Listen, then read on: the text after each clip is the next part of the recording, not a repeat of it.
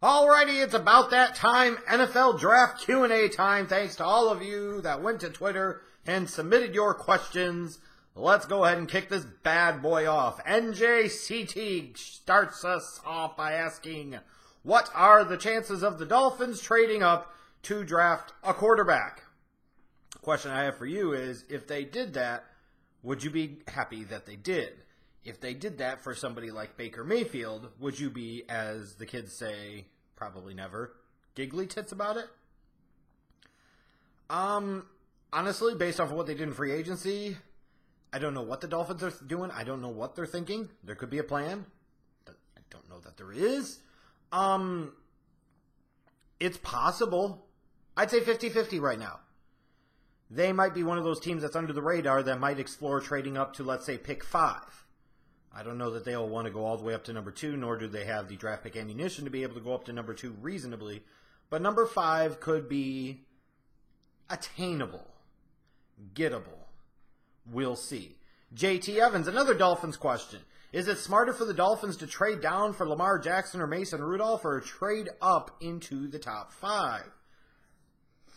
Where did this Mason Rudolph round 1 stuff come up? I know I saw a little bit while back on Twitter stuff about Mason Rudolph being QB1, and I couldn't tell whether it was a troll or whether people actually believe that shit. Mason Rudolph, quarterback 1 in this draft.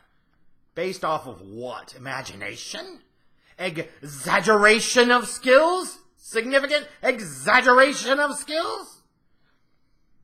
They'd be better off trading down and still being able to get Lamar Jackson if they were going to go the quarterback route. Although I don't know if he is necessarily the best fit for what an Adam Gase would like to do. Maybe trade up into the top 5. Or maybe don't go quarterback at all. Daryl O. Excuse me.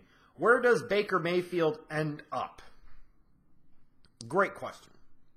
The truth is right now, I don't know that I have a full feel on it. If the Bills moved up to 2, would they really be moving up to 2 to get a 6-foot quarterback? And you might say, well, that's kind of a simplistic way to do it. Yeah, how many times do you see teams moving up into the top 5 for a 6-foot quarterback? I'm just saying. The Jets are a possibility. The Broncos might like him. The Bills still might like him, even if they didn't trade up to 2. Maybe if they traded up to 5, maybe the Cardinals would really like him.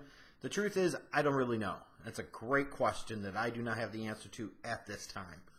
Jason Martinez. Do the Bears move back from 8 after the Colts trade, or do they stay put? If they were to move up at all, it might be to 6 or 7, and I really doubt that. In an ideal world, they'd be able to bump back from 8 a little bit and maybe be able to recoup the 3rd-round pick that they gave up for the Trubisky deal last year. That said, especially if you have quarterbacks potentially go 1, 2, 3 in this draft, that means guys are going to drop. So the Bears are going to run into a situation where they can have some really good players fall into their laps at pick 8. And they won't have anybody really wanting to move up into their spot because more likely than not, teams won't be moving up for a quarterback. How much do they want to move up for a non-quarterback? And other teams are going to be like, hey, we're within the next 4 picks. We got 4 potential studs here. We'll end up with one of them and feel good about them. So it's a great position for the Bears potentially. That's why I'm really rooting for somebody to trade up to where the Giants are at number 2, because it guarantees quarterbacks going 1, 2, and 3. And if quarterbacks go 1, 2, and 3, then some studs are going to fall into the Bears' lap at number 8. It's going to be really hard to go wrong. So if you're a Bears fan, bear down and hope that's what happens. Because if it does, that could be really beneficial to our squad. B-Nose Sports. Was there ever a draft in which you gave your best quarterback a 3rd-round grade?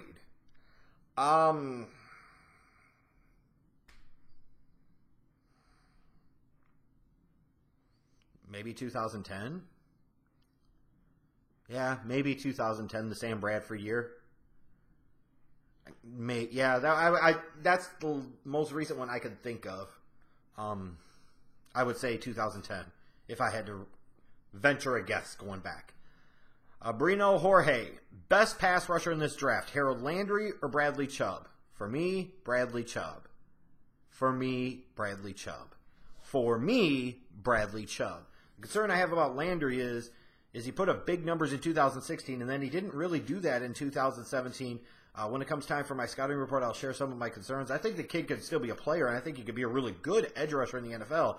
But right now, I think Bradley Chubb is by far the better pass rush prospect. Lachi000. The Eagles at 32, who should they draft? Outside of the quarterback position, strictly best player available. Running back, wide receiver, tight end, offensive lineman, maybe not defensive line, but if the talent necessity. What I'm getting at here is the Eagles don't have a ton of holes, don't have a ton of needs. They've got last year's second-round pick, Sidney Jones, coming back from the injury, see what he could contribute, so it's like a bonus pick there. You just take the best player available. That's what you do. Sir Pugsy, do the Giants go Quentin Nelson at 2 or go quarterback crazy like other teams? The Giants are the real wild card here. They could all along have patterns on a quarterback and take a quarterback number 2. They could be giggly tits for Saquon Barkley and take him at number 2. They could believe in beefing up that offensive line, especially if losing Justin Pugh and Weston Richburg via free agency. They might want to go Quentin Nelson. And if I had to choose between Nelson and Barkley or something that makes me feel like Nelson would be more likely, although didn't Gettleman just take Christian McCaffrey last year in Carolina at number 8? But again, that's pick 8 as opposed to pick 2. If they're not going to take a quarterback, then the Giants have to trade down, especially knowing that they could potentially get a bidding war from a few different teams, have a couple of different options, and especially if they can get the Bills desperate enough to move up to number 2, they're going to be able to get a king's ransom and still be able to get some good players in this draft. To me, that's what the Giants have to consider. The conditions have changed a little bit. Yes, in an ideal world, you would like to take the quarterback, and even if you sat him behind Eli short term, you're thinking about the next 10 to 15 years of the organization. But you could also make the argument that this is a way to think about the next 15 years of your organization, 10 years of your organization, by getting more picks now that help you out in 2018 and potentially improve your position in the 2019 draft. To me, if the deal is right and they can get enough of a price to necessitate it, then they got to move down from 2. They've got to move down from 2. Falcons Fury.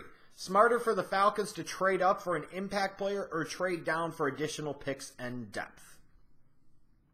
I don't know that they're in a depth place. I also don't know that they're necessarily in the market to need to trade up for an impact player. Like, what impact player would you trade up for that would really make a world of sense?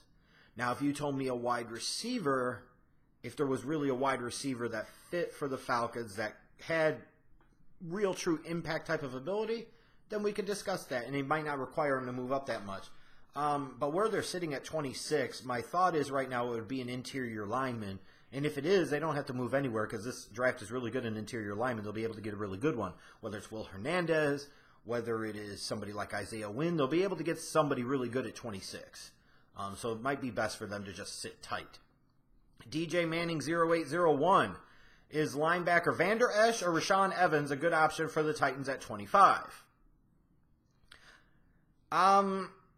Might lean a little more towards Evans, but I'm not sure yet. Honestly, I've not watched a ton of Vander Esch, so once I watch him more, I'll be able to have a more formulated opinion on it. Inside linebacker is going to be a consideration for them at 25. I'm not sure that's the direction they do go, but it is a direction they could go, especially with losing Avery Williamson in free agency. Josh Grantham, likelihood of 5 quarterbacks being drafted 1 through 5. Let's put down the peace pipe just a little bit. 3 quarterbacks seems almost a certainty. 4 quarterbacks does not seem like a stretch. 5 would be a massive stretch at this point. That would just be ungodly. There would be a part of it that would be really epic and awesome because you're talking about 5 quarterbacks. You're talking about in some configuration or order. You're talking about Darnold, Rosen, Allen, Mayfield, Jackson. If all 5 of them went 1 through 5, imagine what that means for the trickle down of the rest of the first round of the draft. You're sitting there with the Colts in the first round at number 6, and for all intents and purposes, they have the first overall pick because the first 5 guys are all quarterbacks. They have the first pick of every damn body else in the entire draft, and that positioning could be valuable to them at that point in time. It would be crazy if it happened. I just don't see it being very likely. Native Clown 03. What quarterbacks do you see falling out of the first round? Out of the big 5 name guys, the guy most likely to is Lamar Jackson. He's the one that's going to have the most questions. he's going to have the least amount of certainty about his NFL progression, projection, potential. If there's one of those big five that falls out of it, it's going to be Lamar Jackson. Unfortunately, but that's the way it is. Real Oba, thoughts on Ozzie Newsome's last year's general manager and his legacy? His legacy is that he helped build 2 Super Bowl champions in Baltimore. His legacy is that he was a guy that kept his organization relatively consistent, relatively viable for an extended period of time. I feel like at the tail end of his run, he's been off just a little bit and sometimes gets a little too much benefit of the doubt and a little too much credit based off of the current reality of his body of work.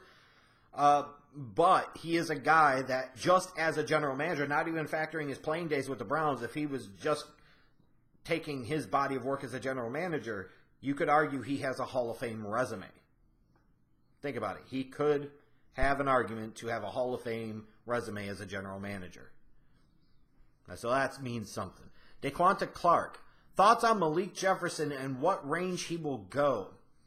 I envision a lot of teams will view him as a will linebacker in a 4-3. They might be scared of him playing inside in a 3-4. Doesn't have enough quite pass rush as a 3-4 outside backer. Might not have the size to do so. Teams might question. You've seen reports talk about how much dedication he has to football, how much he loves football. So somewhere in the maybe late round 2, early to mid round 3 range, and you could end up with a pretty good player if he's focused in and locked in. Cards Numb, what does the signings of Sam Bradford and Mike Glennon mean for the Cardinals draft? Who the fuck knows? Who the fuck knows? Who the fuck knows? It would just be like that dumb organization to not try to pursue a quarterback in round 1. I mean, it really would. It really would. You're a team that badly needs a young franchise quarterback, and it seems like you intentionally want to go against that grain. That's what those 2 signings almost look like to me.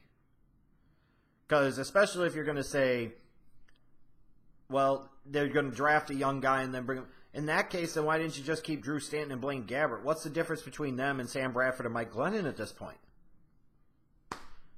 I almost seem convinced that they would rather focus on taking a quarterback, somewhere between rounds 3 and 5, because that's what the Cardinals want to do, because they're dumb. Trent Kinney, Leighton Vander Esch or Rashaan Evans for the Eagles at 32. As I talked about a little bit earlier, it's best player available. Best player available. And I'm not sure at 32, if they were both still there, that automatically those are to be the best 2 players available on the board. So the simple answer is, I don't know if it would be either one of them. Maybe if you chose one or the other for them, maybe it would be Evans. I don't really know. Sorry, I'm Jacob asks, how do you think the linebacker Shaquem Griffin will do at the NFL level? I talked about this a little bit before. I feel like absolute worst case scenario, he's a special teams demon and a potential Pro Bowler doing that.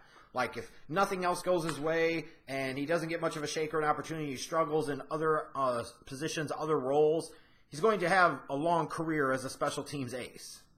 Potentially make Pro Bowls doing so, and it's going to be a great story.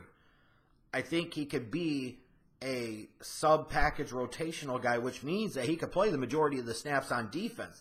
I mean, there's a lot of versatility to his game.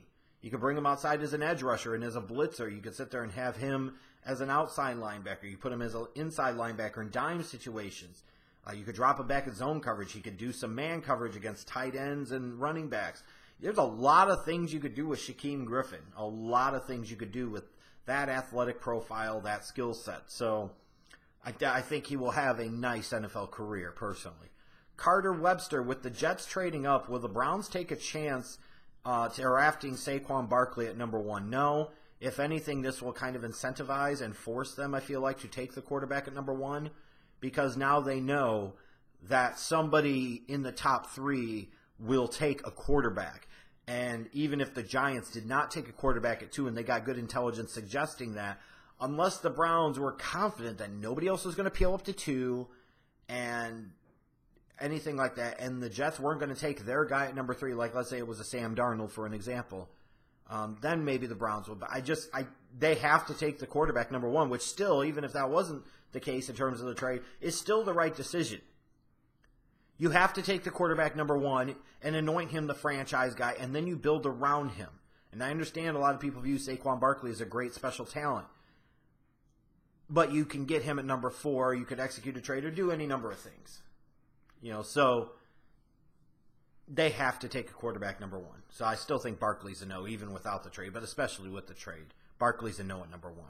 Ethan Dillard, the best deep center field safeties in this draft. When I get to the safeties in my scouting reports, I will let you know. How about that? There you go. It's not a cop-out. That's called promoting future videos. Vols fan, what teams picking in the top 10 could be playoff teams with a good draft?